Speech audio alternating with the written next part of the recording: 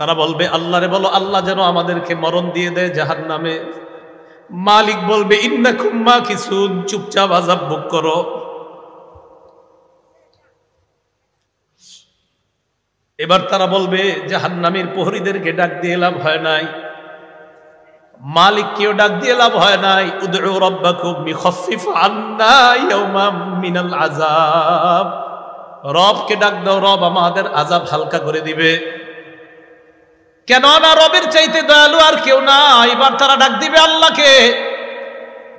আল্লাহ বলবেন ইখসাউ ফিহা ওয়ালা তুকাল্লিমুন, আল্লাহ বলবে লাঞ্ছিত অবস্থায় জাহান্নামে থাক, কোনো কথা বলবি না।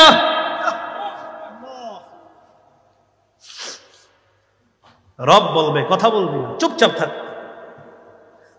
দয়াময় রব বলবে কথা বলবি না, চুপচাপ থাক।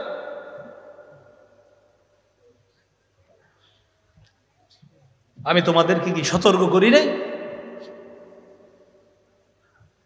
আপনারা জানেন যে ফেরেশতারা এটা বলছে আল্লাহ যখন বলবে লাঞ্ছিত অবস্থায় চুপচাপ কোনো কথা বলবি না। বহুত পেরেশানির মধ্যে পড়ে যায় আয়াত যখন পড়ি। সূরা মুমিনুনের মধ্যে আল্লাহ বলেন রব্বানা গলাবাত আলাইনা শিকওয়াতুনা, এরা ডাক দিয়ে বলবে আল্লাহ আমাদের হতভাগ্য, আমাদের দুর্ভাগ্য আমাদের উপর বিজয় লাভ করছে।